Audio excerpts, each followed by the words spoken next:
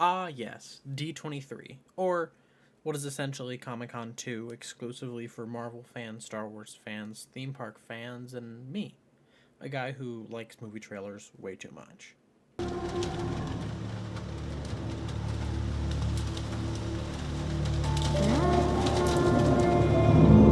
So, what is now 2 weekends ago, for while you're watching this video, D23 happened. At D23, there were a whole bunch of movies and show trailers that came out. And as someone who's a self-proclaimed expert on movie and TV trailers, I decided to take a look at them and kind of review all of them and give my thoughts on them. As you might have guessed, we're not going to be taking a look at any of the game trailers that were shown off at D23, because for one, game trailers are entirely different from movie trailers, and two, I really don't care about any of them. Regardless, I will be talking about all 14 trailers for the various movies and shows that have been released to the public since D23.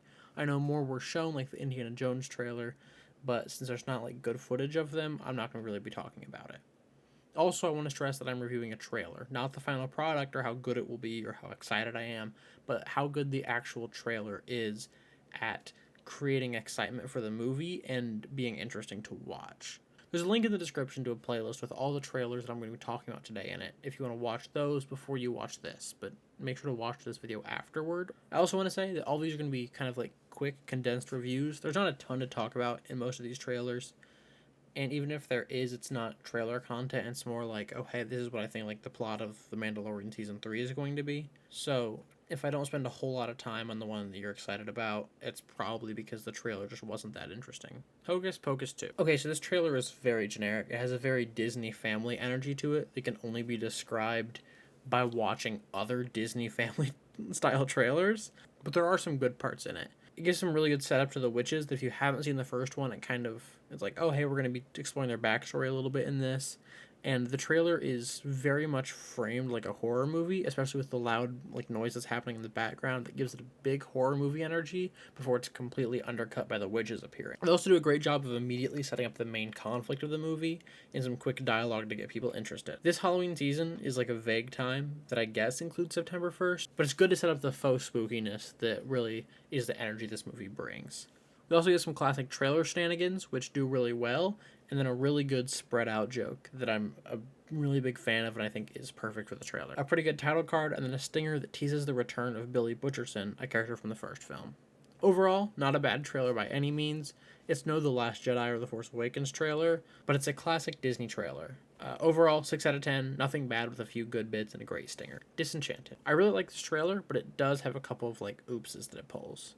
As with the Hocus Pocus 2 trailer and many sequel trailers, it starts out kind of showing us the world that you would already know if you've seen the first movie, but it does a really good job of kind of setting up like, hey, this is who this character is in a very short amount of time.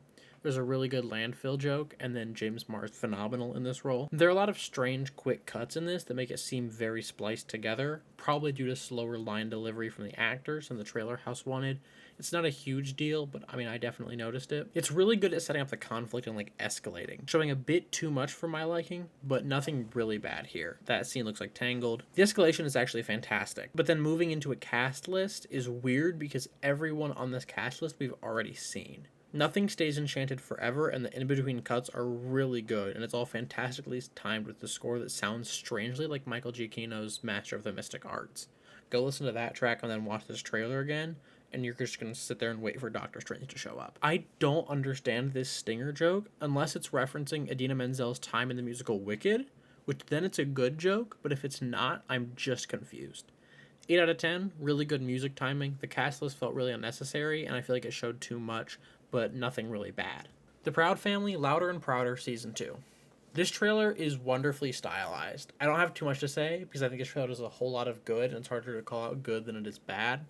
But it's a great extended sequence at the beginning, and then the text cards are so well stylized, because you can read them and they're still like visually so interesting to look at. There's a few good gags, but then they do the, oh, I've been waiting for this meta joke that I hate so much whenever like movies or trailers do this. So minus a point for that. But then they immediately set up what I'm guessing is a big part of the arc of this season, or maybe just like a few episodes, which is the princess party, and they put some really good jokes in there. We then also get the gymnastics, taking care of Sugar Mama, and also the police brutality within the Black Lives Matter protests that I'm assuming will also be big proponents in this season. Way Louder and A Whole Lot Prouder are really good text cards to intermingle with these interesting clips to watch, and then the title card and a pretty good stinger. 9 out of 10. Other than the meta joke, it's pretty much perfect. Mickey, the Story of a Mouse. What can I even say about a 30-second documentary teaser where the last 10 seconds are the title card and the Disney Plus? Opening with Walt talking is fine, but the all started by a mouse echoing feels really weird and it doesn't fit in, and then the rapid fire clips are pretty good. It's a teaser, it's fine, 6 out of 10. The Santa Claus. Once again, it's a teaser, so there's not too much to say, it's just like one scene. But usually, but I will say, usually, generally, just, you know, if you're trying to like advertise your movie and get people to come see your movie, you want to put a funny joke in the trailer. Usually. Because then it will make it seem like the rest of your movie's funny. The one shot of him half silhouetted by the window is cool. 3 out of 10. Willow. I think it shows a lot, but overall I think it's still pretty good. The Lucasfilm logo transforming is a really nice touch, and setting up Willow as a formidable character from a prequel is good. I feel like there's so many sequels and reboots and rehashes this year that we're just getting, and it's really boring to talk about and probably really boring to watch. Setting up the conflict was great. All sorts of fun fantasy stuff in this trailer. I really like the knockoff Miracle Max's lines, and the tying up joke was actually really good. The intermittent text cards were fine, very generic, and Louder and Prouder spoiled the rest of these for me. But yeah, the title card was really good, and the score was fantastic. 8 out of 10. National Treasure, Edge of History. The initial setup is really good, but all of the supporting characters here are framed as like kind of annoying, which isn't great to do, but the immediately presented villain is really good. I actually really like the score here, more in the first half of the trailer. I feel like it gets more generic in the second half. The presumed love story setup is really good to have here, with the glance transitioning into what probably will be an Act 2 heart-to-heart. I really like the people disappearing CGI.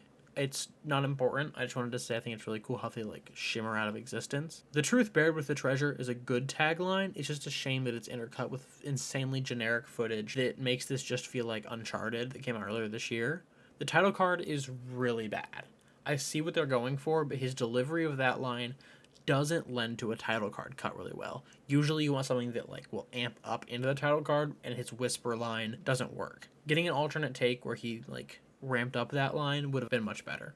Your Stinger Legacy character is cool, but I feel like a lot of this trailer is not great. 5 out of 10, average. I felt like I was watching the Uncharted trailer. The Little Mermaid. There's beautiful shots of the ocean, like really pretty. The teasing shots of Ariel, and then an absolutely gorgeous score. She starts singing as the title comes up, and then it shows her singing. Textbook teaser trailer, fantastic. 8 out of 10. She looks great. Werewolf by Night. Marvel using the like narrator voiceover trailer, which is a style that they were a big part in getting rid of, is really cool and also really weird. Opening with a Marvel Studios special presentation tells us this is something like new and different and possibly non-canon. I actually really don't know. But it has the same energy as when Dimension 20 said like a 4-episode special event, and it immediately told you like, oh, this is something different from what we're normally getting. And it's actually really cool. Like there's like this sort of like retro black and white horror movie feeling that I haven't seen in a long time, and it's a completely different style of trailer than we've seen in really the last 10 years. It's a seriously original trailer, but they only really alluded to the word imposter without saying it, so a 9 out of 10 goes down to a 1 out of 10. Secret Invasion. First off, this score is amazing. It's really good at getting the worry and the urgency of Nick Fury across to the audience. Also, a really good call to show, oh hey, where's Nick Fury been at the beginning of this trailer? For everyone who's not like super caught up on the Marvel stuff. Showing Rhodey, Ross, and Ben Mendelsohn's character is really good at setting up the more grounded and Winter Soldier-y tone of this show. I'm going to bring up the score again. The score sounding like a ticking clock is really good, and it all builds up to this one scene where they all stand up and become the same dude. It's really sick. It's just really cool. Setting up Nick Fury's presumed I only work alone, do I need a team arc is expected in a trailer. And is really weird considering that from the beginning he's been fighting for like the team of the Avengers, but that's not what this is about. Normally I don't like generic, oh, I gotta stop them or they're gonna win dialogue in a trailer, but I think it really works here, especially with what Secret Invasion is. Also, I think the title card cut rocks, and so does the actual title card. Each letter being split is a really nice detail and is much better than the original. 8 out of 10. The Andor trailer that I wasn't gonna watch. I'm not gonna lie, the first trailer is much better. This has a very, hey, we have an expo the same month this show comes out, so we kind of have to show a new trailer the same way when like Nintendo shows a trailer in a direct for a game that comes out in like 3 days. We're like, hey, just a reminder, like this is also coming out. There's nothing new in this trailer. The initial shots of all the characters are neat, and it characterizes a lot of the main cast well. but nothing other than that really stands out. I don't really like when trailers do, like, from the creators of, but it kind of works in this one. There's not a lot to say about this trailer, you know? The score was just kind of fine. 6 out of 10, average. There's already a better trailer for this show out. I'm just really glad they dropped the Star Wars story tagline from Rogue One and then all these Star Wars projects. Tales of the Jedi. This trailer is really good, and there are some really good parallels between the two stories of Ahsoka and Dooku that will be told, as well as parallels to other Star Wars stuff, which is classic for Star Wars. The score is good, if not a bit generic, and while I'm generally not a fan of the from the studio that brought you title cards in a trailer, it makes sense here because it's talking about how this is the same division of Lucasfilm that brought the Clone Wars and the Bad Batch, and it's probably their way of telling us, hey, this is why the Bad Batch was delayed. It's also good that they set up the 6 original shorts thing in the same way as Werewolf by Night or Dimension 20's a 4-episode event. The title card is good. It's a bit cheesy, but I kind of like it. And the lightsaber retraction sound that plays when the Disney Plus logo appears is kind of cool. The trailer also escalates really well throughout it with a great stinger. 7 out of 10, it's pretty good. Mandalorian Season 3. There's a lot of lore in the beginning of this trailer. I'm going to try not to talk about it. I'm going to try to just talk about the actual trailer. But it seems very generic for a 3rd season of a show. But it does set up the conflict of this season very well. Every shot of Bo-Katan rocks, and her villain monologue rocks, even if lore-wise she's just kind of gaslighting Din. There's a lot of these action shots and group shots that let us know what we're in for this season. There's a lot of characters from the first 2 seasons showing up in this trailer, showing that they're still going to be here. Babu Frick. Alright, kid. Hang on. You ready for an adventure? I feel like having all 3 of these statements is a bit much, and just having either the first 2 or like 1 and 3 would have been better. But it leads into an amazing title card, so who am I to judge? Also, the classic Mandalorian score is absent, which is strange, but I think it's safe to say it's because he was kicked out of the Mandalorians and his sect of the Mandalorians. So it's actually pretty cool. 8 out of 10. Percy Jackson and the Olympians. It's a 10 out of 10. Like, I don't know what you want me to say. If you ever wanted a perfect adaptation trailer, here you go. Here's how you do it. For those of you who aren't aware, the monologue in this trailer is the opening to the first Percy Jackson and the Olympians book. If you're looking to reassure an audience of book readers who've been scorned once before with a painfully inaccurate adaptation of a series they love, opening the first teaser trailer with the opening, word for word, of the book you're adapting is a genius move. This is the perfect teaser. It shows just enough to leave you wanting more, as any trailer should. But if you're a fan, it reassured you, and if you're not a fan, it intrigued you. The cut to Percy in the rain is fantastic, and it really sets the tone for what the series is actually going to be. Every fan can assume what that scene is. They made the perfect trailer, and that's it. We can all go home now. 10 out of 10. Put it with the grades. Alright, so that was my D23 trailer review. I might do this kind of thing more often when trailers come out, in between video essay stuff, which I guess this also kind of is, but it's not really, you know. This was less scripted, as I'm sure you could tell, than a lot of my other videos, but I'm thinking of doing, like, short, like, whenever a new trailer comes out, short, like, 2 or 3 minute videos just of me talking about that trailer. I don't know. Let me know if that's something you're interested in. But until then, thanks for watching. Bye!